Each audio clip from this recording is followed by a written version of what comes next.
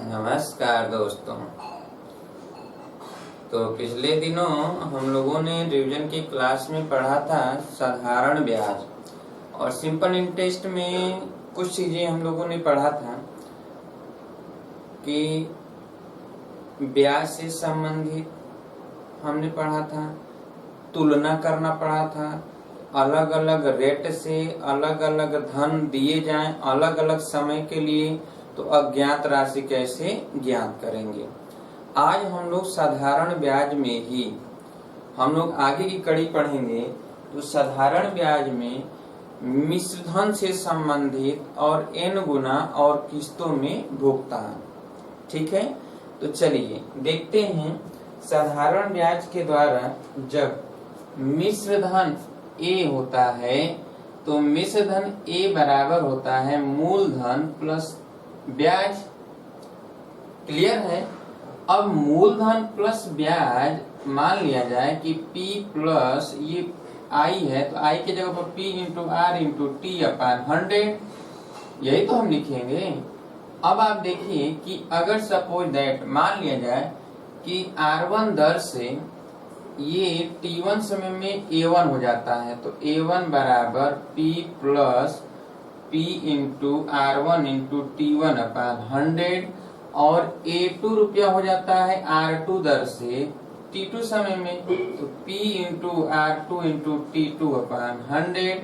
अब आप देखिए कि अगर हम इसे घटा दें, यदि हम इसे घटा दें तो देखिए P कैंसिल हो जाएगा, ये घटेगा तो A1 माइनस A2 बराबर हो जाएगा यहाँ से P इंटू P अपान 100। अगर हम कॉमन ले लें, देखिए P अपान 100 अगर कॉमन ले लें तो यहाँ पे बचेगा R1 T1 minus R2 T2।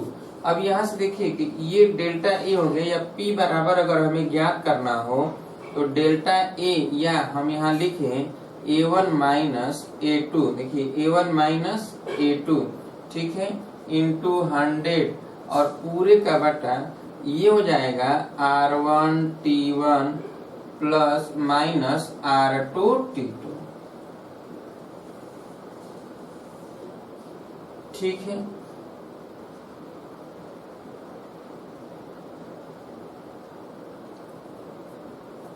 आई बात समझ में।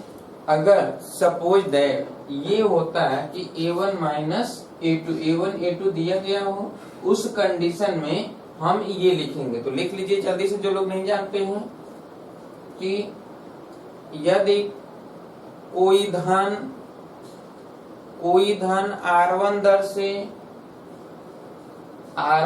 से T1 समय बाद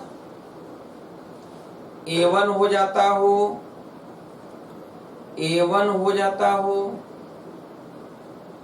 R1 दर से T1 समय बाद A1 हो जाता हो, तथा R2 दर से T2 समय बाद A2 हो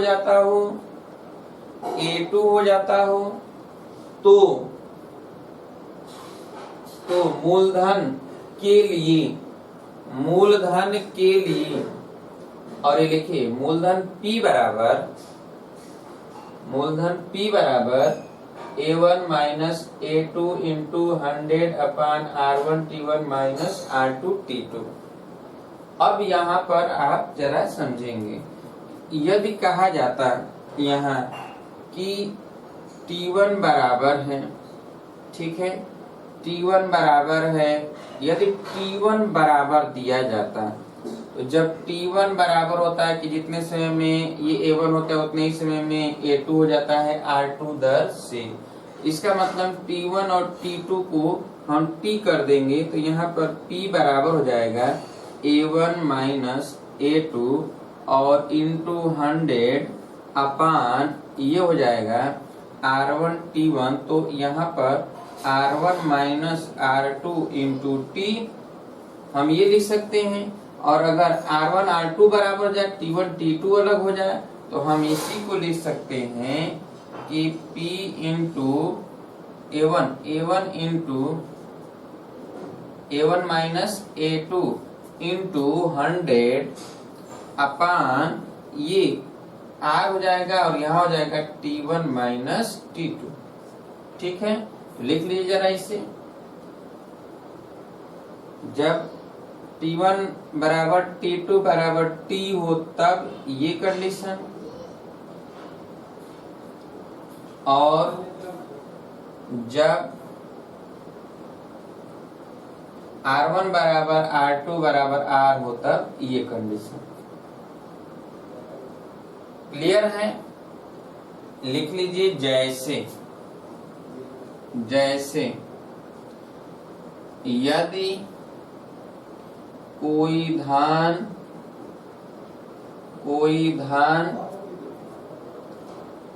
10% वार्षिक साधारण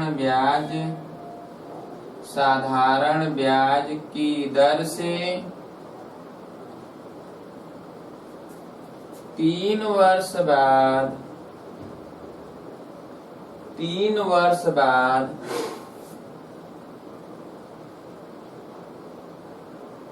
12,000 रुपया हो जाता हो,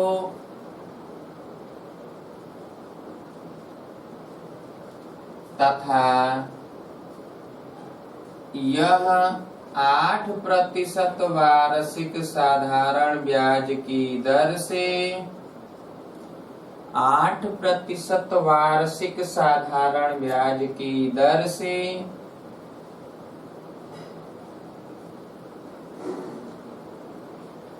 6 वर्ष बाद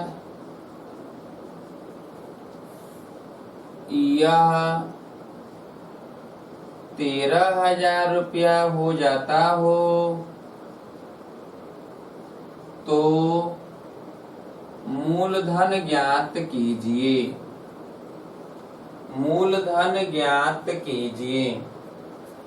तो तुरंत लिखेंगे P बराबर A1 माइनस A2, तो 12,000 माइनस 13,000 इंटू 100 और पूरे का बटा लिखेंगे तो R1 T1 10 गुणे 3 माइनस 8 गुणे 6। अब यहाँ पर 12,000 13,000 का अंतर माइनस 1,000 गुणे 100, ये 10 तिहाई 30 माइनस 48।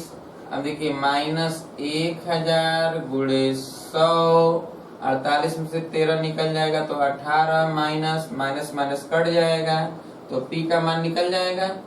निकाल लीजिए P का मान।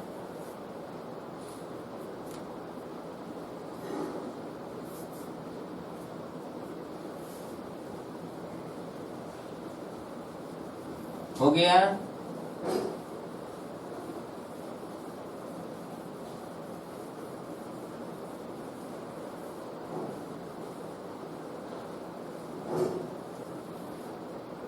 बोलिए।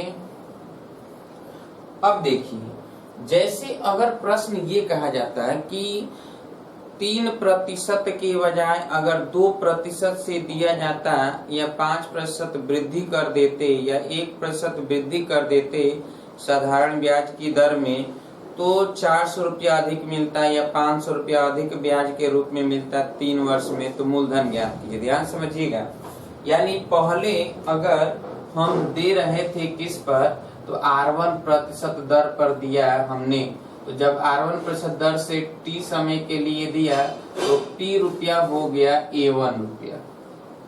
ठीक है। अब अगर ये या ब्याज कहे कि I1 हो जाता है, यदि यह P रुपया को ही R1 नहीं बल्कि R1 प्लस R का वृद्धि कर दिया। ठीक है। तो अगर अब इतने प्रतिशत दर से दिया जाता है तो T समय बाद I2 मिलता है। अब यहाँ पर क्या होगा कि I1 I2 का अंतर, ठीक है, तो यहाँ पर I1 बराबर हम लिखेंगे P into R1 into T अपान 100 समीकरण A, और I2 बराबर लिखेंगे P into R1 plus R into T अपान 100 समीकरण 2।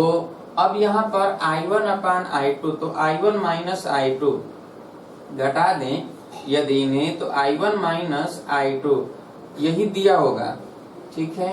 और ये हो जाएगा कि P अपान 100 अगर हम कॉमन ले लें तो देखिए यहाँ पे हो जाएगा R1 इंटू टी, और इसको गुणा करें माइनस, तो R1 into T minus R into T. अब देखिए R1 टी कैंसिल, ये डेल्टा आई है, 100 का गुणा हो जाएगा तो डेल्टा आई गुणे 100 बराबर P, और यहाँ पे आ गया क्या R इंटू टी, अर्थात P बराबर हो जाएगा क्या, तो P बराबर हो जाएगा delta I into 100 upon R into T. Clear है? या अगर हम यहीं से निकालते डेल्टा आई, तो डेल्टा आई बराबर P into are into t upon 100, P into are into t upon 100। इसका मतलब ये है कि ये तो फार्मूला आपको पता है, ये पता रहे चाहे ना पता रहे। आई बराबर क्या, आई बराबर आप जानते हैं कि आई बराबर होता है P into are into t upon 100। जब कहा जाए कि 2% बढ़ा दिया गया या 2% कम कर दिया गया, तो वो उसके स्थान पर 2% कम या 2% बढ़ा दिया गया, तो उसके स्थान पे R हो गया, यानी R के स्थान पे हम लिख देंगे, और समय दिया ही होगा, P ज्ञात करना होगा, और ये 100 I बराबर I के स्थान पर I दिया होगा कि इतना रुपया कम मिलेगा या इतना रुपया अधिक मिलेगा, तो उसमें हम रखकर निकाल लेते हैं। जैसे लिखिए, यदि, लिख लीजिए जो लोग नहीं जानते हैं जल्दी से, यदि P रुपया को T वर्ष के लिए जिस दर से दिया गया है उसमें R प्रतिशत का वृद्धि या कमी कर दिया जाता हो, R प्रतिशत वृद्धि या कमी कर दिया जाता हो, जिससे डेल्टा आई रुपया ब्याज अधिक या कम प्राप्त होता है, अधिक या कम प्राप्त होता है, तो मूलधन P बराबर ये लिखिए delta I into 100 upon R into t, delta I into 100 upon R into t, या डेल्टा आई बराबर P into are into t upon 100। जैसे आई बराबर P into are into t upon 100 वही लिख लीजिए। जैसे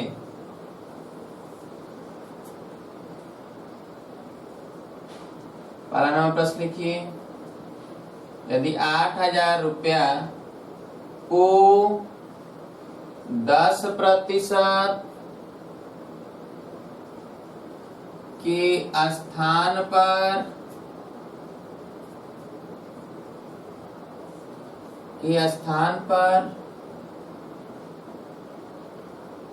12% वार्षिक साधारण ब्याज की दर से 4 वर्ष के लिए दिया जाता हो, तो कितना अधिक ब्याज मिलेगा, कितना अधिक ब्याज मिलेगा,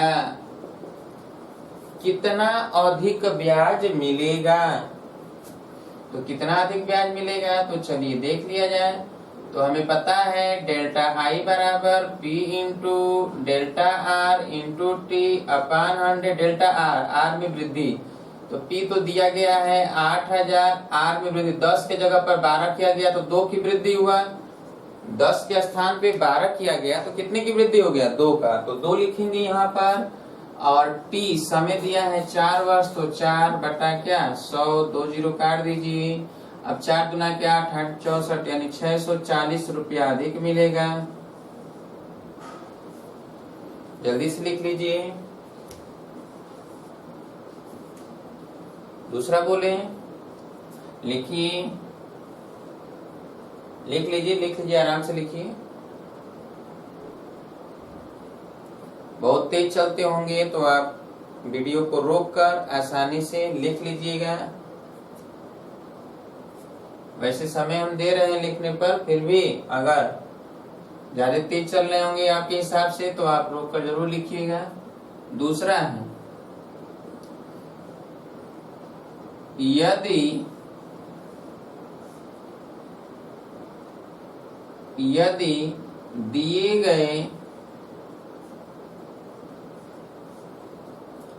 दिए गए मूलधन राशि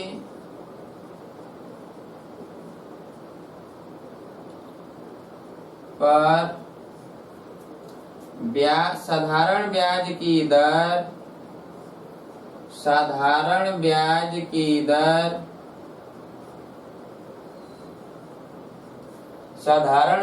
की दर में 5% का वृद्धि कर दिया जाता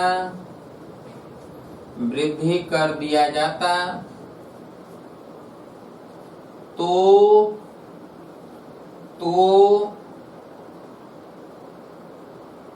3 वर्ष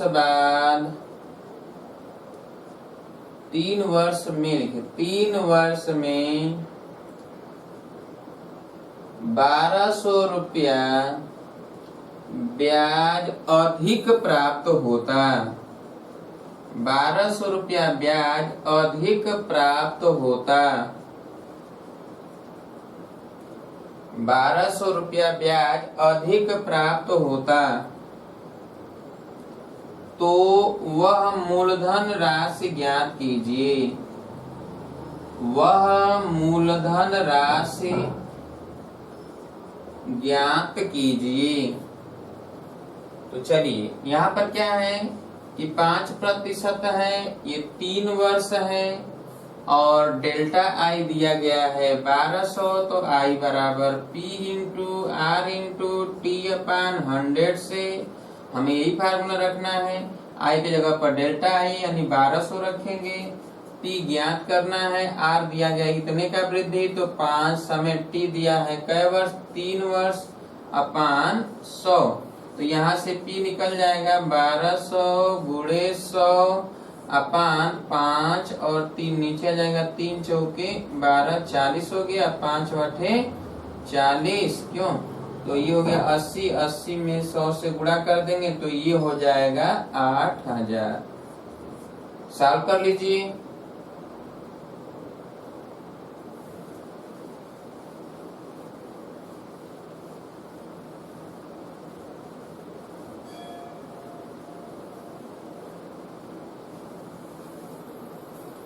हो गया।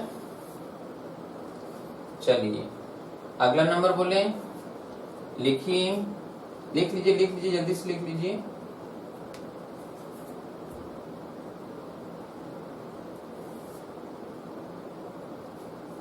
हर तरह के प्रश्न पे चर्चा हम करेंगे और बहुत लोग हैं जो अभी ज्वाइनिंग करना चाहते हैं। कल क्लास डिले ज्यादा हो गया था, सिर्फ इसलिए कि कल जो है काफी लोग जो है फोन करके केवल परेशान कर दिए थे कि तरह तरह के क्वेश्चन पूछ रहे थे। कुछ लोग फीस जमा करने के लिए, कोई फोन करता था तो 5-5 मिनट के लिए बात करता था, उनको इतना रीजन होता था कि रीजन बताना पड़ता था, हमें सारा प्रश्न का जवाब देना पड़ता था।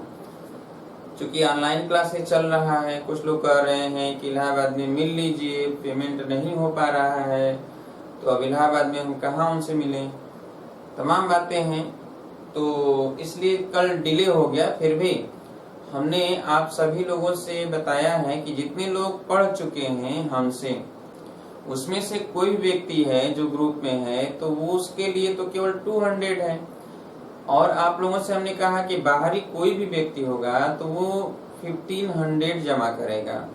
फिर भी आपका कोई खास मित्र हो, खास रिलेशन में है, रिश्तेदार में है, तो जो भी आपको लगेगा वह आप बताओगे तो हम उनको ज्वाइनिंग कर देंगे, ठीक है। पर ईमानदारी से आप बताइएगा कि क्या उनके पास कारण है।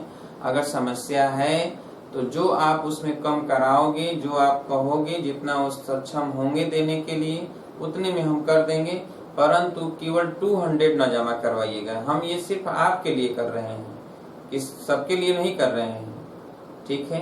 अब 100 रुपया महीने पर एक सब्जेक्ट थोड़े कोई पढ़ाएगा, 200 रुपया है लग रहा है, और एक महीने से अधिक हमको पढ़ाना है, हर एक टॉपिक पर चर्चा करना है। तो आप ऐसा ना करना कि क्लास बाधित हो जाए, ठीक है। तो आप प्रयास करिएगा कि अब ये ना करिएगा कि उनसे भी 200 जमा करवाइएगा, आप उनको बताइएगा ही नहीं कि आप 200 जमा किए हैं, ठीक है, या कितना जमा किए हैं। तो उससे कोई मतलब तो है नहीं। 1500 ओनली 1500, ठीक है। तो अगर जो भी व्यक्ति होगा हमें बताइएगा, हम उस पर भी अमल करेंगे, ठीक है। और जो भी ज्वाइनिंग करना चाहता हो जल्दी से ज्वाइनिंग करा दीजिए। जो आज जुटे हैं, जो आज पेमेंट करेंगे, कभी भी पेमेंट करेंगे, उनको सारा लिंक हम रिवीजन का भेज देंगे, जितना भी छोटा रहेगा, ठीक है, ताकि वो एक्स्ट्रा समय निकालकर उन सभी को पढ़ लें, शुरुआत से पढ़ लें, जो टाइम टेबल हमने भेजा है, ठीक है। जिनके पास टाइम टेबल नहीं होगा वो बता देंगे, हम उनको टाइम टेबल भेज देंगे। आइए देखा जाए तीसरा, लिखिए यदि ब्याज दर में 2% का कमी कर दिया जाता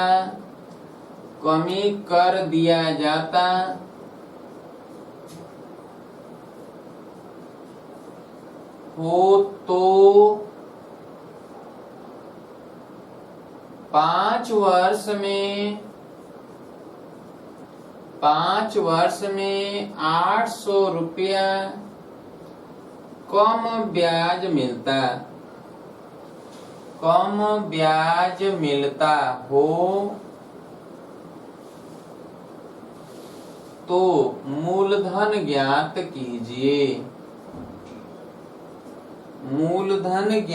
कीजिए। चलिए तो देखा जाए यहाँ पे दर यानी मूलधन P पूछ रहा है, तो हमें नहीं फार्मूला पता है, तो I बराबर हम सीधे यही लिखेंगे P into are into T upon 100। I के जगह पर 800 लिख देंगे, P के जगह पर ज्ञात करना है, R के जगह पे 2, T के जगह पे 5 वर्ष बटा 100। तो P बराबर हो जाएगा 800 गुणे 100 बटा 2 गुणे 5।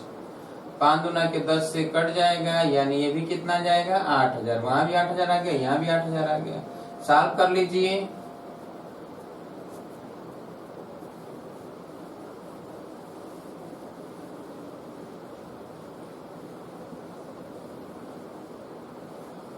हो गया।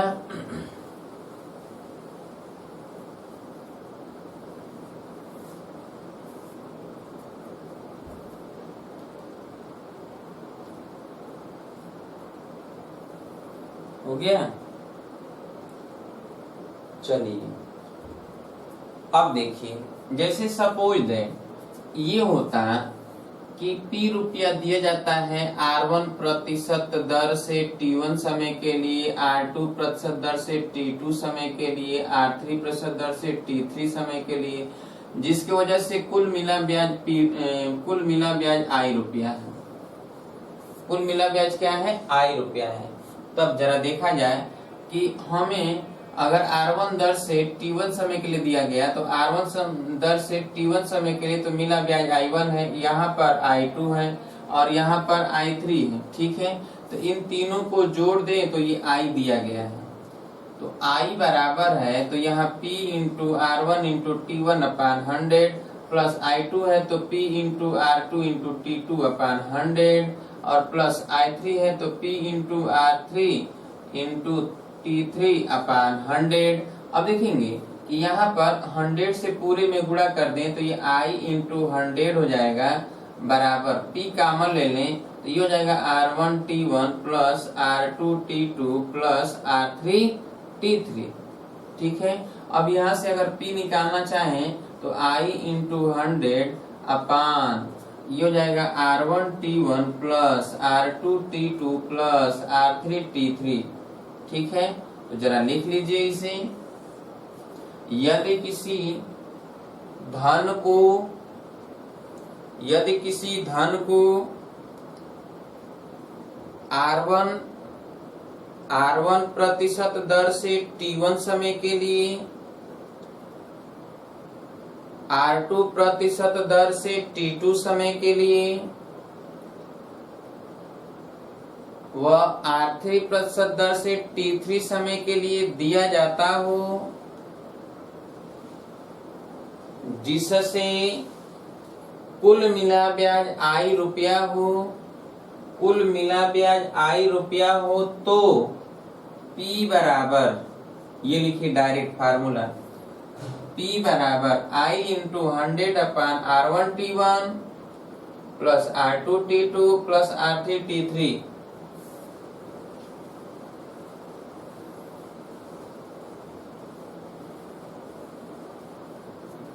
हो गया। P बराबर I into 100 upon R1T1 plus R2T2 plus R3T3। अब लिखिए जैसे जैसे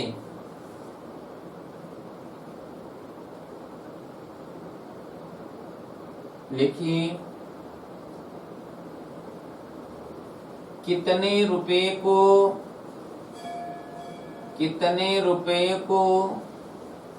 5% वार्षिक साधारण ब्याज की दर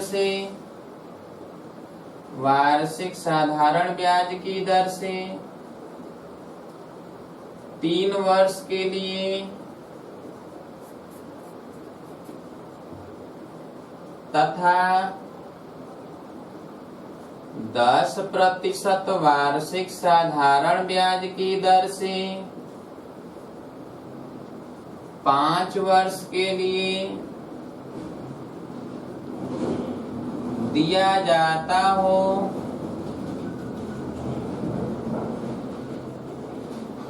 जिससे कुल मिला ब्याज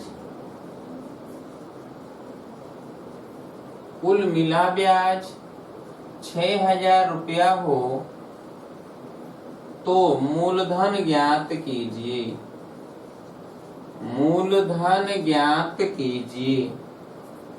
क्या ज्ञात करना है? मूलधन ज्ञात करना है। मूलधन ज्ञात कीजिए। तो चलिए मूलधन कैसे ज्ञात करेंगे? तो P बराबर सीधे ये फार्मूला, तो P बराबर I दिया है कितना 6,000, तो यहाँ लिखेंगे कितना 6,000, ठीक है, इंटू 100 अपान R1T1। तो देखिए R1 कितना है 5 है, T1 कितना है 3 वर्ष है, प्लस R2 कितना है 10, T2 कितना 5 वर्ष। अब इसी में गुणा करके भाग देते हैं, 6,000 गुणे 100 अपान 5 3 15 प्लस 10 5 50, तो ये हो जाएगा 6,000, 1 2 3 4 5, तो 5 0 2 3 4 5। अब ये 15 और 50 तो 65, ठीक है। अब यहाँ पर ये भाग देकर P का मान निकाल लेंगे, तो निकाल लीजिए जल्दी से जरा।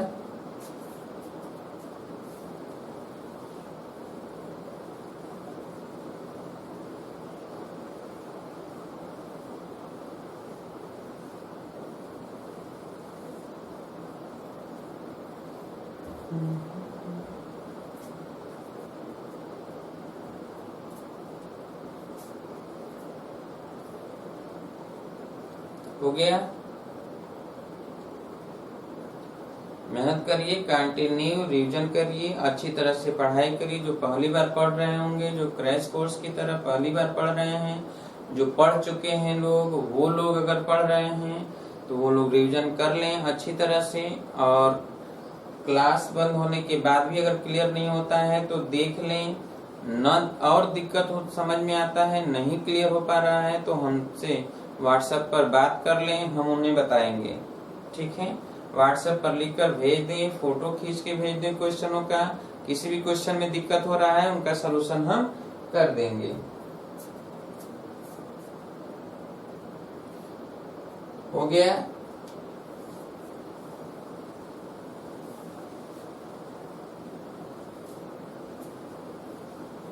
चलिए अब देखेंगे हम लोग,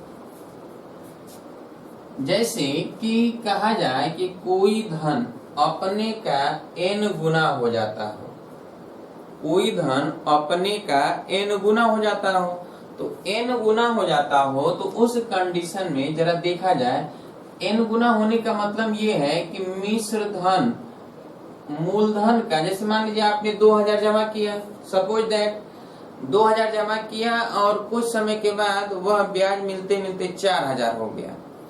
तो जब ब्याज मिलते मिलते 4000 हो गया तो ये 4000 रुपया जो हो रहा है ये पूरा मिश्र धन है, ये पूरा का पूरा क्या है, मिश्र धन है।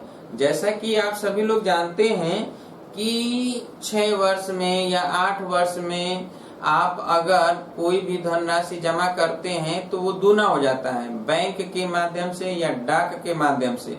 और सबसे अधिकतर ब्याज जो है डाक विभाग से मिलता है, लोग इसीलिए डाक विभाग में पैसा जमा करते हैं, तो वो जल्दी से मतलब कम समय में दूना हो जाता है। तो भी जो है 6 वर्ष लग जाता है और बैंक में संभवतः 8 वर्ष लग जाते हैं। तो जैसे मान लीजिए आपने 2000 जमा किया और 6 वर्ष बाद 4000 हो गया, तो आप दर निकाल सकते हैं। लेकिन आप जरा समझिए कि 4000 हुआ है तो ब्याज कितना मिला, 2000 ब्याज मिला। ये 4000 रुपया तो मिश्रधन है ना। अगर 2000 रुपया आपने जमा किया और हो गया 6000, तो जब 6000 हो गया इसका मतलब है कि 2000 का कितना गुना हो गया, 3 गुना हो गया। कितना गुना हो गया, 3 गुना। तो यानी मिश्रधन होता है जो गुना कहा जाता है, 3 गुना 4 गुना 5 गुना, वो मिश्रधन है। तो इसका मतलब है कि मूलधन का अगर n गुना हो जाता है तो वो तो मिश्रधन है, n इंटू पी, ठीक है।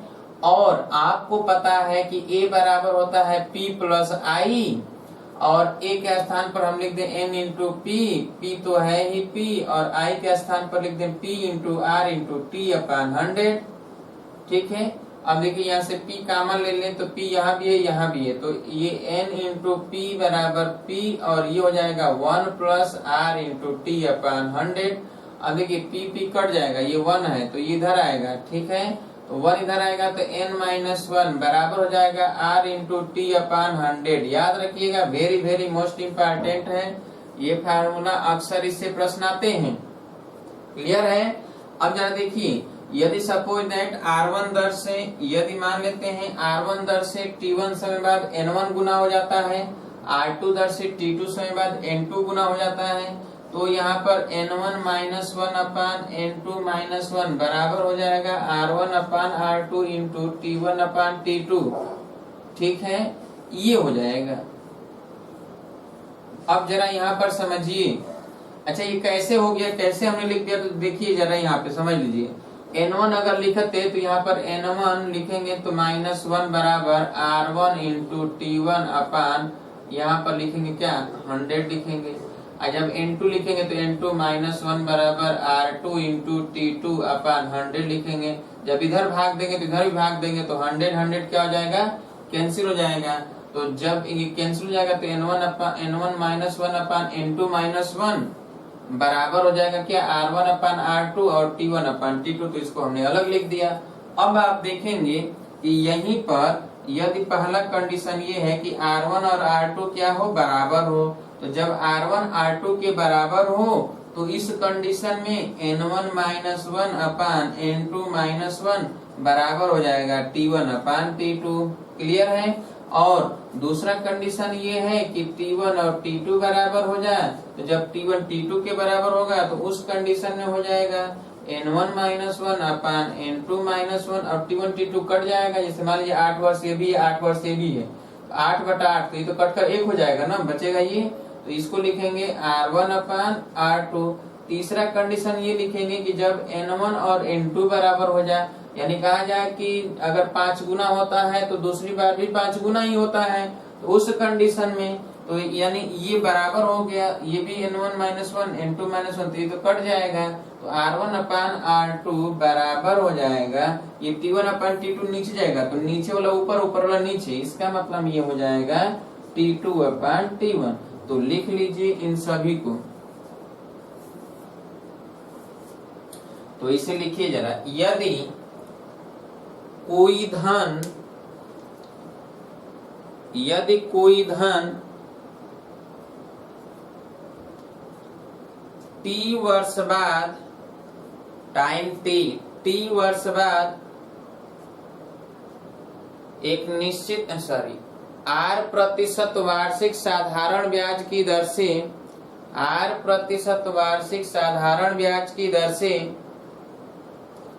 अपने का n गुना हो जाता हो, अपने का n गुना हो जाता हो, तो ये लिखिए n-1 बराबर R into t upon 100, R into t upon 100 हो गया। आगे लिखिए, लाइन छोड़ दीजिए, बॉक्स बनाकर इसको घेर दीजिए। आगे लिखिए जल्दी से थोड़ा। यदि R1% दर से T1 समय बाद अपने का N1 गुना होता हो, R1% दर से T1 समय बाद अपने का N1 गुना होता हो, तथा R2% वार्षिक साधारण ब्याज की दर से T2 वर्ष बाद अपने का N2 गुना होता हो, T2 वर्ष बाद अपने का N2 गुना होता हो, तो ये लिखिए N1-1 अपान N2 - 1 बराबर R1 अपान R2 इंटू T1 अपान T2, R1 अपान R2 इंटू T1 अपान T2। इसमें पहला कंडीशन लिखिए, यदि R1 बराबर R2 हो तो, R1 बराबर R2 हो तो N1-1 अपान N2 - 1 बराबर T1 अपान T2, N1-1 अपान N2 - 1 बराबर T1 अपान T2। दूसरा है T1 बराबर T2 हो तो, T1 बराबर T2 हो तो N1-1 अपान N2 - 1, N1-1 अपान N2 - 1 बराबर R1 अपान R2, बराबर R1 अपान R2। तीसरा कंडीशन, यदि N1 बराबर N2 हो तो, यदि N1 बराबर N2 हो तो ये लिखिए R1 अपान R2 बराबर T2 अपान T1, T2 अपान T1। याद रखिएगा, very very most important, mark लगा लीजिए। इम्पोर्टेंट का प्रश्न पूछा जाता है अधिकतर इसी से। हो गया। जैसे लिखिए प्रश्न, पहला नंबर लिखिए, बोले कोई धन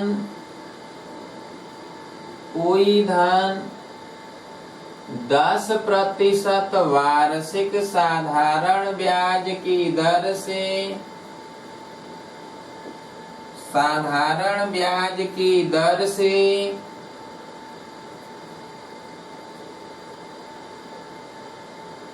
8 वर्ष बाद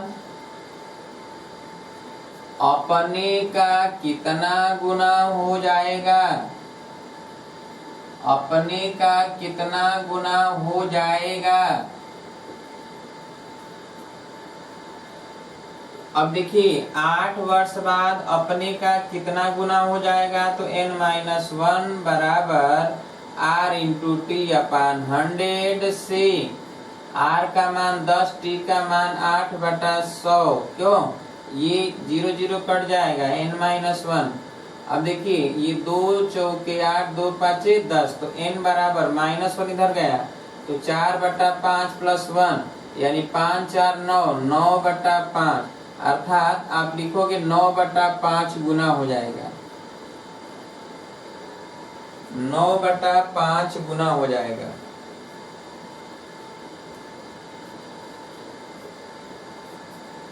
हो गया। दूसरा नंबर लिखिए, दूसरा नंबर बोले, लिखिए कोई धन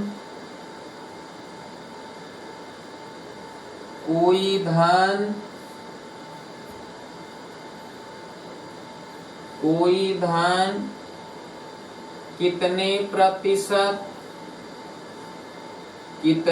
प्रतिशत वार्षिक साधारण ब्याज की दर से, कितने प्रतिशत वार्षिक साधारण ब्याज की दर से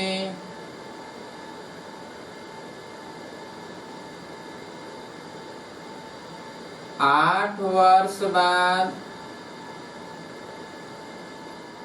अपने का 2 गुना हो जाता है, 2 गुना हो जाता है। कोई धन कितने प्रतिशत वार्षिक साधारण ब्याज की दर से 8 वर्ष बाद अपने का 2 गुना हो जाता है। ठीक है, तो चलिए अब हमें पूछा जा रहा है कि दर कितने प्रतिशत वार्षिक दर से, n बराबर दिया गया है 2 गुना, r आपसे पूछा जा रहा है और 2 गुना t बराबर दिया है 8 वर्ष। तो हम लिखेंगे n-1 बराबर r इंटू टी अपान 100 से। तो अगर यहाँ से सॉल्व करें तो n-1 यानी n की जगह पर 2 माइनस 1 बराबर r ज्ञात करना है, t 8 वर्ष है बटा 100। बैंकों में संभवतः 8 वर्ष बाद ही 2 गुना होता है।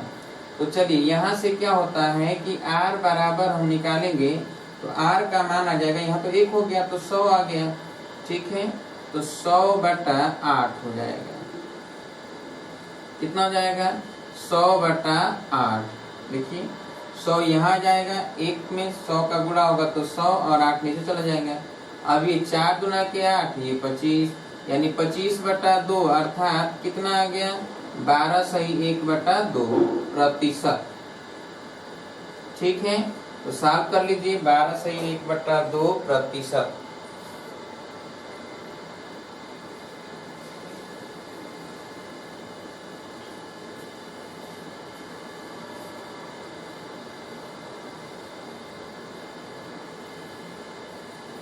हो गया।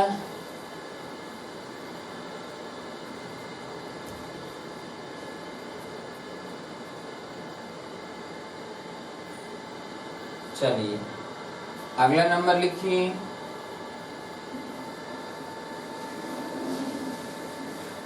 यदि जो भी है अगला नंबर लिखिए। यदि कोई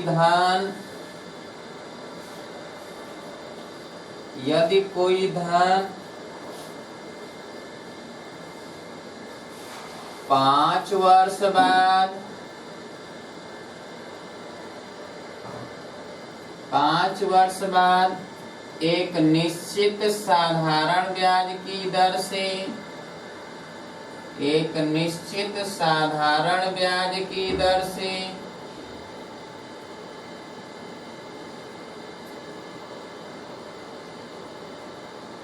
अपने का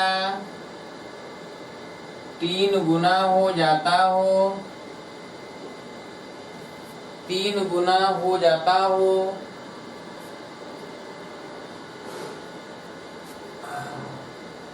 तो उसी दर से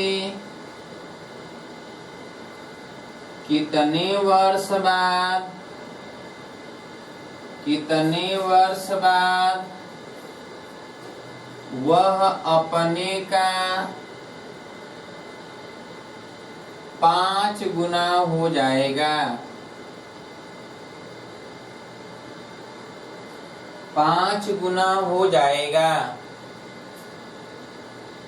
5 गुना हो जाएगा। तो चलिए अब इसमें क्या है कि R1 और R2 बराबर है, दर वही है, निश्चित साधारण ब्याज की दर और उसी दर, ठीक है, उसी दर से, इसका मतलब है कि R1 और R2 बराबर है। तो जब R1 R2 बराबर है तो हम सीधे ये लिखेंगे n1 - 1 अपान n2 - 1 बराबर T1 अपन T2 से। अब इसी में N1 देखेंगे तो N1 कितना दिया है, तो पहले N1 3 गुना दिया है, तो 3 माइनस 1 N2 कितना दिया है 5 गुना, तो 5 माइनस 1। T1 कई वर्ष बाद, 5 वर्ष बाद, और T2 पूछा जा रहा है कितने वर्षों बाद T2 ज्ञात करना है, तो यहाँ पर जाएगा 2/4 बराबर 5/T2, तो T2 बराबर जाएगा 5 गुणे 4/2, 2 दूना के 4, 2 5 10, यानी 10 वर्ष बाद वह अपने का कितना गुना हो जाएगा, तो 5 गुना हो जाएगा। साफ कर लीजिए जल्दी से।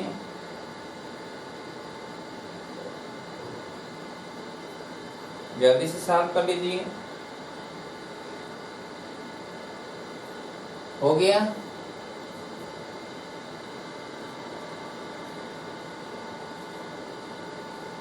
हो गया? चलिए दूसरा प्रश्न लिखिए।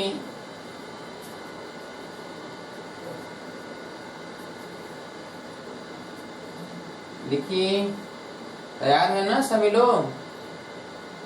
कोई धन 8% वार्षिक साधारण ब्याज की दर से 8% वार्षिक साधारण ब्याज की दर से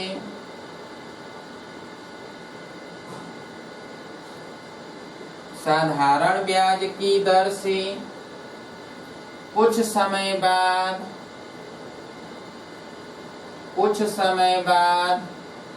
अपने का 5 गुना हो जाता है, 5 गुना हो जाता है,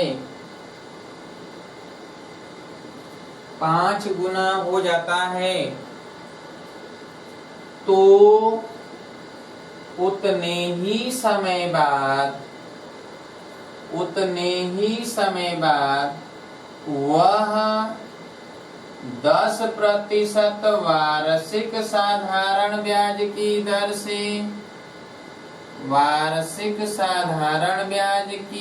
से वह कितना गुना हो जाएगा, कितना गुना हो जाएगा।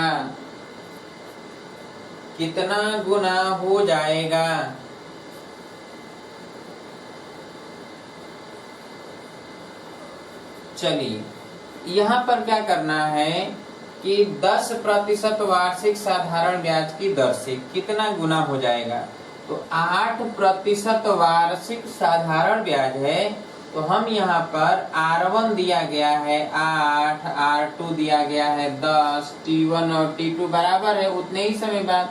तो अब यहाँ पर लिखेंगे कि N1 माइनस 1 N2 माइनस 1 और T1 T2 बराबर है, तो केवल R1/R2।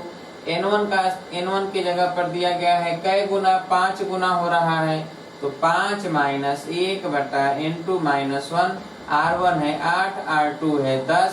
अब ये 4 हो जाएगा, तो 4/N2 माइनस 1 बराबर 8/10, तो N2 माइनस 1 बराबर 4 गुणे 10/8। देखिए इसका गुणा इधर हो जाएगा, ये यहाँ पे आ जाएगा, तो अब ये 8 नीचे चला जाएगा, 4 दूना के 8, 2 5 10, अब ये इधर जाएगा, तो N2 बराबर जाएगा 5 + 1, यानी कितना गुना हो जाएगा, तो 6 गुना हो जाएगा। सॉल्व कर लीजिए जल्दी से।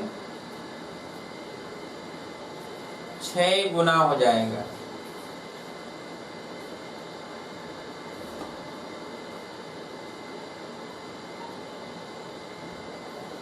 हो गया?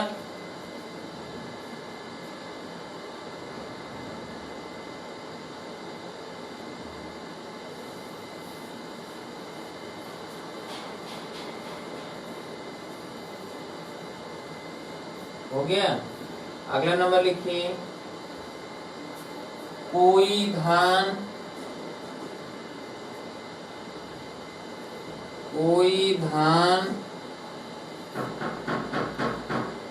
5% वार्षिक साधारण ब्याज की दर से वार्षिक साधारण ब्याज की दर से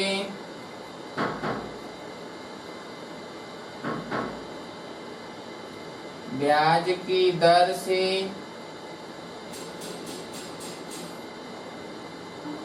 6 वर्ष बाद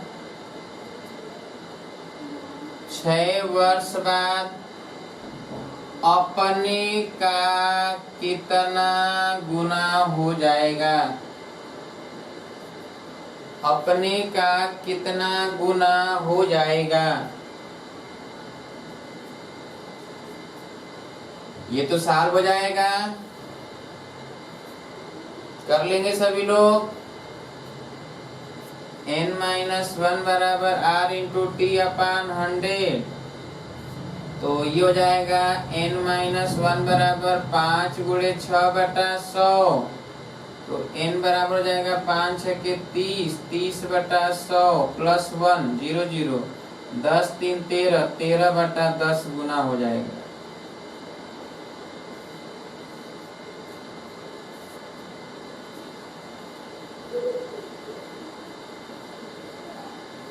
अब तो सॉल्व कर लेंगे आप सभी लोग, बोलिए हो जाएगा। अब देखिए किस्तों में भुगतान कैसे हम लोग करते हैं, साधारण ब्याज के द्वारा किस्तों में भुगतान। तो जैसे आप सभी लोग जानते हो कि मान लेते हैं कि बहुत सारी जो है कंपनियां ऐसी हैं जो कहती हैं कि आपके पास मान लीजिए आपको फ्रिज खरीदना है और फ्रिज 10,000 रुपये का है पर आपके पास 10,000 रुपया नहीं है। तो जब 10,000 रुपया नहीं है तो बैंक कंपनी वाले जो है बैंक से टाई अप किए रहते हैं और बैंक से फाइनेंस कराते हैं, क्योंकि बैंक का काम होता है फाइनेंस या आर्थिक स्थिति जो भी चीजें होती हैं वो बैंक का काम होता है, कंपनियों का काम तो होता नहीं। कंपनी तो आपको उधार देगी नहीं, बैंक उधार देती है। तो बैंक क्या करते हैं कि जो है बैंक से वो टाई अप होता है, तो बैंक के माध्यम से EMI किस्तों में वो सामान उपलब्ध हो जाता है। 10,000 रुपये का अगर कोई भी सामान है और उसे आप लेने जाते हैं तो पहली बात कि कंपनियों के माध्यम से अलग अलग नियम होते हैं कि मान लीजिए 50,000 रुपये का कोई सामान है तो उसका 2/3 आपको जमा करना है या 1/3 आपको पहले जमा करना है, ठीक है। तो मान लीजिए 1/3 जमा करना है। अगर 30,000 रुपये का सामान है या 12,000 रुपये का सामान है और मान लीजिए 12,000 रुपये का फ्रिज खरीद रहे हैं तो 1/3 12,000 का 4,000 हुआ, यानी 4,000 रुपये आपको पहले देना पड़ेगा और बाकी का किस्त बन जाएगा 8 महीने का 10 महीने का, जैसा आप बनवाना चाहेंगे वैसा। कंपनियों के एक निश्चित समय अंतराल होता है, उसी समय अंतराल के अंतर्गत आपको देना होता है, EMI बनाया जाता है। पर बहुत सारी कंपनियां जो हैं ये कहती हैं कि जीरो बैलेंस पर उपलब्ध है। जीरो बैलेंस का मतलब ये होता है कि आपको 1/3 2/3 नहीं देना है, बल्कि आपको सीधे जाना है और जो किस्त बनेगा वही किस्त आप जमा करके और सामान लेकर चले आइए और फिर आप हर महीने किस्त देते रहिए। तो ये चीजें होती हैं किस्तों में भुगतान की। आपके पास आजकल देख रहे हैं बहुत सारे लोगों के पास जो है कोई इनकम आप सोर्स उतना ज्यादा नहीं है, फिर भी वो मोबाइल खरीद लेते हैं किस्त पर, लैपटॉप खरीद लेते हैं, गाड़ियां खरीद लेते हैं लोग किस्त पर। तो तमाम चीजें किस्तों पर उपलब्ध हैं। तो वो इसी किस्त के रूप में ही धनराशि या थोड़े थोड़े करके धनराशि जमा करके और अपना सामान बना सकते हैं। तो यह साधारण ब्याज के द्वारा भी होता है और चक्रवृद्धि ब्याज के द्वारा भी होता है। तो कैसे चक्रवृद्धि ब्याज होता है, कब साधारण ब्याज होता है, तो यहाँ हम लोग साधारण ब्याज पढ़ रहे हैं, इसलिए किस्तों में भुगतान साधारण ब्याज के लिए पढ़ेंगे। तो चलिए देखा जाए, समझ लीजिए आप कि मान लेते हैं कि आप 5,000 रुपये आपने जमा किया और 5,000 रुपया आप जब जमा कर रहे हैं तो 5,000 रुपया आपने जमा किया और 1,000 रुपये का 5 किस्त बना। कितने किस्त बने? 5 किस्त बने। तो जब 5 किस्त बन रहा है 1,000 रुपये का, तो उस पर जरा आप थोड़ा सा यहाँ समझ लीजिए कि 5,000 रुपया का आपने सामान खरीदा और 1,000 रुपये का किस्त बना। तो इसका मतलब जीरो बैलेंस पर अगर देना है तो 1,000 रुपया आपको पहले ही देना पड़ेगा।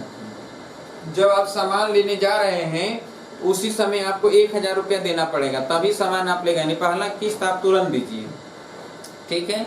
जब आप किसी से भी आप लेते हो, मान लीजिए आपका दोस्त आपके साथ जाता है और आप उससे कहते हो कि अभी 100 रुपया दो, तुरंत हम आपको 100 रुपया देते हैं, और आप 100 रुपया उनसे लेते हो, 10 मिनट बाद उनको 100 रुपया देते हो, तो क्या उसका वो कोई ब्याज मांगेंगे? क्या नहीं, कोई ब्याज नहीं मांगेंगे। लेकिन अगर आप उनसे 100 रुपया लेते हो और 1 साल बाद दोगे तो जाहिर सी बात है उन्हें कष्ट होगा। उस कंडीशन में आपको ब्याज देना होता है। कब? जब समय होता है तब।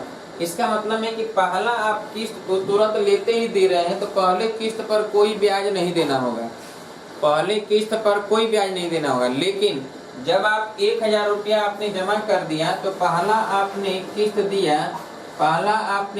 दिया, तो पहला किस्त की देय राशि है 1000 रुपया, ठीक है। अब आप समझिए 1000 रुपया आपने दे दिया तो आपके पास अभी बैंक द्वारा कितना बचा है देने के लिए? 4000 बचा है। कितना बचा है? 4000। और 1 वर्ष के बाद आप 1000 रुपया फिर जाओगे देने के लिए, तो 1 वर्ष के बाद जब आप 1000 रुपया देने जाएंगे तो उस समय 1000 रुपया तो किस्त देंगे, यानी दूसरा जो किस्त की राशि होगी तो वो क्या होगा कि आप एक दूसरा किस्त की राशि जो होगा 1000 रुपया तो किस्त जो 1000 का बना हुआ है और प्लस इस 4000 का ब्याज देंगे, क्योंकि आपके पास 1 वर्ष के लिए उस कंपनी का 4000 रुपया आपने ले रखा है। कितना ले रखा है? 4000। तो 4000 का ब्याज देंगे, तो आप 4000 का ब्याज देंगे। अगर 10% से बनता है तो 4000 गुणे 10 गुणे 1 वर्ष का देने जा रहे हैं तो 1 वर्ष बटा 100। तो आप देखिए यहाँ पर कितना दिया? 400 ये दिया, 1000 ये दिया, तो कुल कितना देंगे आप? 1400 देंगे। आप समझिए बात को। इसका मतलब ये है कि जब आप दूसरा किस्त देने गए तो कितना दिया आपने? 1400 दिया। अब आप देखिए कितना कितना आप दे चुके हैं। 1000 आपने यहाँ दिया, 1000 आप यहाँ लेकर गए दे दिए, तो 2000 तो आपने चुका दिया। 5000 रुपये का सामान लिया था, तो अभी अब कितना बचा है देने के लिए? 3000 बचा है। तो अब तीसरा किस्त जब जाएंगे देने के लिए तो अब 1000 रुपया किस्त वाली राशि देंगे और 3000 रुपया जो साल भर के लिए आपके पास पड़ा था तो उसका ब्याज देंगे। तो 3000 गुणे 10 गुणे 1, तो 1 वर्ष का ब्याज देंगे ना, तो गुणे 100। अब ये क्या हो जाएगा? 2 जीरो काट दे, 300 ये और 1000 ये, तो यहाँ पर कितना हो गया? 1300 हो गया। अब आप जो है चौथा जब जाएंगे देने के लिए, देखिए 1000 यहाँ दिया, 1000 यहाँ दिया, 1000 यहाँ, 3000 तो आप दे चुके हैं। 5000 रुपया में तो 2000 अभी बचा है, तो 1000 रुपया किस्त वाली राशि देंगे जो बना हुआ है और 2000 का ब्याज देंगे। तो 2000 का ब्याज 10 गुणे 1/100, तो ये हो जाएगा 200 रुपया, तो ये हो जाएगा 1200। अब देखिए किस्त की राशि धीरे धीरे क्या होती जा रही है? कम होती जा रही है। अब पांचवा जो लास्ट किस्त देने जाएंगे तो 1000 रुपया देंगे और आपके पास 1000 तो है, 4000 तो आप दे चुके हैं, तो 1000 रुपये का ब्याज देंगे 10% से 1 वर्ष का, तो ये हो जाएगा कितना? 100 रुपया। तो 100 ये और 1000 यानी कितना हो गया? 1100। आपने कुल कितना दिया? तो 1000 आपने यहाँ दिया था, ठीक है। तो आपने जो टोटल धनराशि दिए हैं उसमें आप देखें तो कुल कितना आपने दिया? तो कुल आपने दे दिया कितना कि 1000 ये दिया, तो 1000 2000 3000 4000 5000, तो यही हो गया जो 5000 लिया था। ब्याज के रूप में दिया 400 300 700 200 900 900 और 100 यानी 1000, तो यानी कुल आपने कितना दे दिया? 6000। यानी आपने लिया था सामान 5000 का, दिया आपने कितना? 6000, तो ब्याज के रूप में आपने कितना दे दिया? 1000 रुपया दे दिया। क्लियर है? तो अब इसी से संबंधित अगर आपसे प्रश्न कहता है, ध्यान समझिए कि 10% वार्षिक साधारण ब्याज की दर से 10% वार्षिक साधारण ब्याज की दर से 5 समान किस्तों में करके कुल 6000 रुपया देकर उधार चुका दिया गया हो, तो बताइए कितना रुपया उधार लिया गया था? प्रश्न है। तो कैसे सॉल्व करेंगे? तो चलिए यहाँ पर हम समझेंगे कि इसके लिए जो फार्मूला होता है सेम इसी तरह हम बनाएंगे, इसी प्रोसेस से बनाते हैं। तो इसी प्रोसेस से अगर बनाएंगे तो जैसे मान लीजिए कि P रुपया है और P रुपया को जो है x करके जो है n किस्त बनाए जाते हैं। x रुपया के कितने किस्त बनाए गए? n। इसका मतलब है कि nx हो जाएगा। P बराबर क्या हो गया? n into x। अब अगर ये पहला दे किस्त की राशि अगर जाता है देने के लिए r% दर से, तो पहला दे किस्त की राशि जो होगा, किस्त की राशि तो पहला देय किस्त की राशि हो जाएगा x प्लस 0 बराबर x, क्या हो गया x। अब दूसरा देय किस्त की राशि जो हो जाएगा x रुपया किस्त होगा और प्लस nx में से x दे दिया गया है, तो बचा कितना, तो जैसे यहाँ 5000 में से 1000 दे दिया गया तो बचा 4000, तो यहाँ पर nx में से x दे दिया तो बचा कितना, तो x घटा देंगे, तो nx माइनस x, तो x कॉमन ले लिया जाए तो n minus one into x, तो यहाँ पर लिखेंगे n minus one into x into r upon 100। ठीक है। अब चलिए दूसरा जो दे किस्त होगा, तो तीसरा जो जाएगा देने के लिए, तो अब आपके पास बचा है n माइनस वन एक्स, और फिर x और घटा दे क्योंकि x रुपया और दे दिया, तो x और घट जाएगा तो ये n माइनस टू एक्स हो जाएगा। तो यहाँ पे जाएगा क्या, x plus n minus two into x into are into 1 upon 100, तो 1 अपान 100, तो 1 तो हट जाएगा। इसी तरह आप जब देते जाएंगे, ठीक है, तो चौथा, पांचवा, छठवां, सातवां, तो लास्ट में जैसे मान लीजिए 10 किस्त आपने लिया या यहीं पर 5 किस्त लिया, तो 5 में से 1 घटाएंगे तो 4 आएगा, 5 में से 2 घटाएंगे तो 3 आएगा, 5 में से 3 घटाएंगे 2 आएगा, 5 में से 4 घटाएंगे तो 1।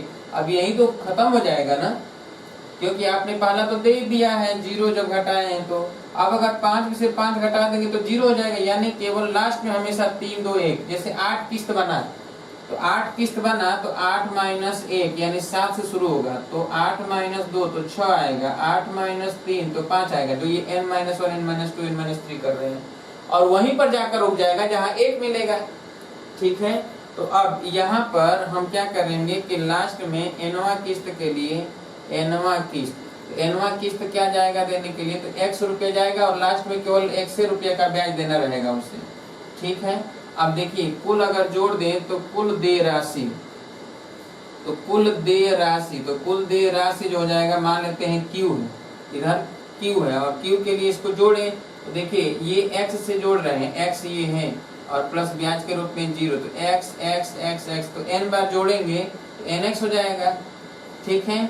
और प्लस अब ये ब्याज वाले जोड़ेंगे तो देखिए x इंटू आर अपन 100 यहाँ है, x इंटू आर अपन 100 यहाँ है, हर जगह x इंटू आर अपन 100 है, तो x into R upon 100 common ले लें, तो देखिए क्या बचेगा, यहाँ पर n माइनस 1 है, ठीक है, प्लस यहाँ पर n माइनस 2 है, plus n minus 3, plus dot dot and so on, 3 2 1। ठीक है, 3 2 1, तो यहाँ पर लिखेंगे, अर्थात अब देखिए कि ये क्या आया, Q बराबर आ गया n इंटू एक्स, तो x कॉमन ले लें। ठीक है, तो यहाँ पर आ जाएगा 100n plus are, 100n plus are, और ये ब्रैकेट में n minus 1 plus n minus 2 plus n minus 3 plus dot dot and so on, 3 2 1, last में 1 होगा और इसमें पूरे का बटा नीचे 100। अब x अगर निकालना है तो 100 का गुणा इधर हो जाएगा, क्यों, तो x बराबर जो आएगा, x बराबर, देखिए यहीं से x बराबर आएगा तो q इंटू 100 अपान n इंटू 100 प्लस यहाँ पे हो जाएगा r, और ब्रैकेट में हो जाएगा n minus 1 plus n minus 2 plus dot dot and so on, 3 2 1, जहाँ 1 आएगा वहीं पर छोड़ देंगे। तो यहाँ से x का मान निकाल लेते हैं, और जब x का मान आ जाएगा तो p बराबर हमें पता है क्या, n इंटू एक्स, तो n इंटू एक्स कर देंगे, बस मूलधन राशि निकल जाएगा। तो लिख लीजिए जरा इसे, लिखिए,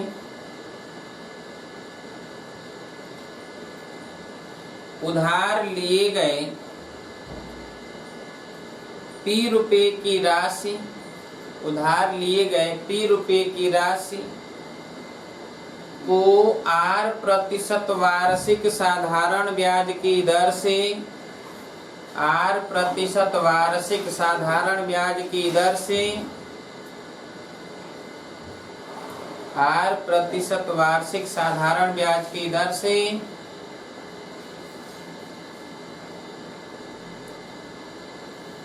n समान किस्तों में, n समान x रुपए के किस्तों में करके कुल q रुपया दिया गया हो, कुल q रुपया देकर उधार चुका दिया गया हो, कुल q रुपया देकर उधार चुका दिया गया हो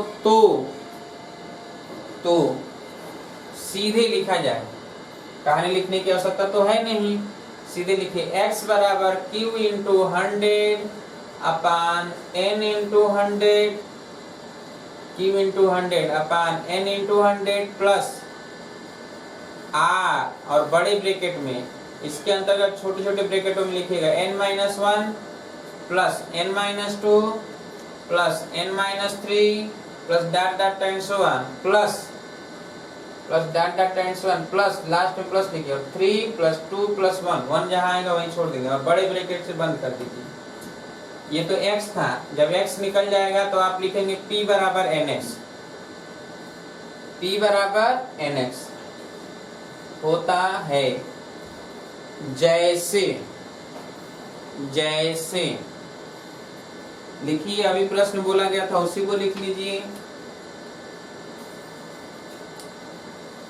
कोई व्यक्ति 10% वार्षिक साधारण ब्याज की दर से, कोई व्यक्ति 10% वार्षिक साधारण ब्याज की दर से लिए गए उधार धनराशि को 5 समान किस्तों में करके, 5 समान किस्तों में करके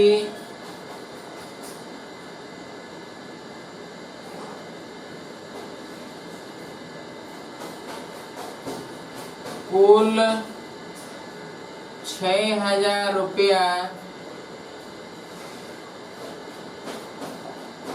देकर उधार चुका दिया हो,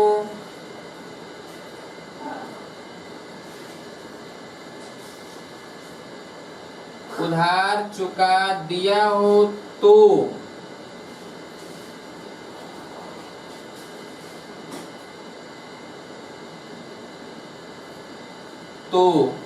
कितना रुपया उसने उधार लिया था, कितना रुपया उसने उधार लिया था। तो चलिए सबसे पहले हमें पता है कि 5 समान किस्तों में करके, तो n बराबर 5, दर r 10% दिया गया, 10% से लिया था, ठीक है। और कुल q बराबर कितना दिया, 6,000 रुपया दिया। तो सबसे पहला काम आप x ज्ञात करेंगे, तो x यही फार्मूला लिखेंगे, तो फार्मूला लिख कर लगाएंगे तो याद हो जाएगा q अपान 100, q इंटू 100 अपान n इंटू 100 प्लस r, और ब्रैकेट में n-1 और plus n-2 plus n-3 plus dot dot times 1 2 1, ठीक है। तो चलिए यहाँ पर q के जगह पे 6,000 है और इंटू 100 है, और ये n के जगह पर 5 गुणे 100 500 प्लस r के जगह पे 10, और ये 5 माइनस 1 ऐसे लिखेंगे, plus 5 minus 2 plus 5 minus 3 plus 5 minus 4। अब 5 माइनस 5 करेंगे तो 0 हो जाएगा ना, तो उसका कोई मतलब तो होगा नहीं। तो 6,000 गुणे 100, और चलिए ये हो जाएगा 500 और प्लस 10 गुणे 5 में से 1 जाएगा 4, 5 में से 2 जाएगा 3, 5 में 3 जाएगा 2 1, यानी 4 3 2 1, 4 3 7 7 2 9 1 10, यानी 6,000 गुणे 100 बटा लिखेंगे 500 और प्लस 10 गुणे 10 100, ये 600 हो जाएगा ना। तो 6,000 गुणे 100 बटा 600, 0 0 600 कट गया, 10 में 100 का गुणा हुआ 1,000। अब x बराबर 1,000 आ गया। जब x बराबर 1,000 आ गया तो आपको पता है कि p बराबर क्या, nx। आपको ये पता है p बराबर nx, इसलिए हम लिखेंगे कि P बराबर NX, NX का मतलब है कि 5 गुणे x और x का मान आ गया 1000। तो कितना रुपया उसने उधार लिया था? 5000 रुपया। आ गया कि 5000 रुपया उसने उधार लिया था।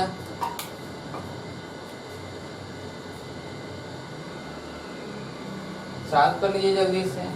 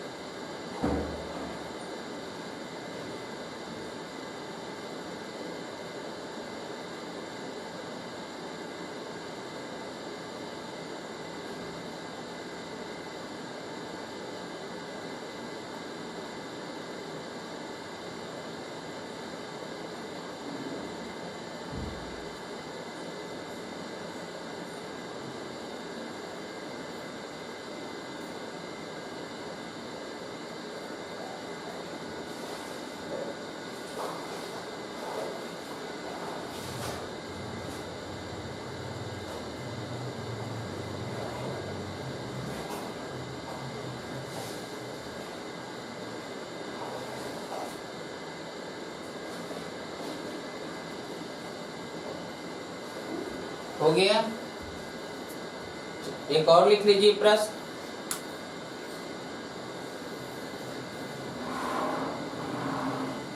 कोई व्यक्ति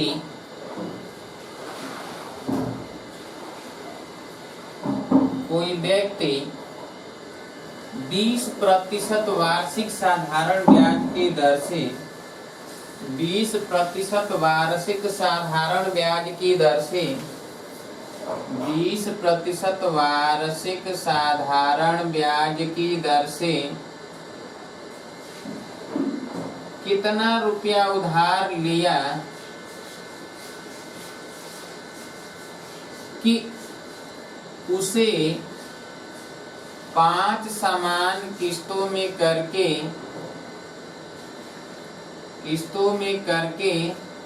5600 रुपया देकर उधार चुका दिया। कुल कितना रुपया देकर?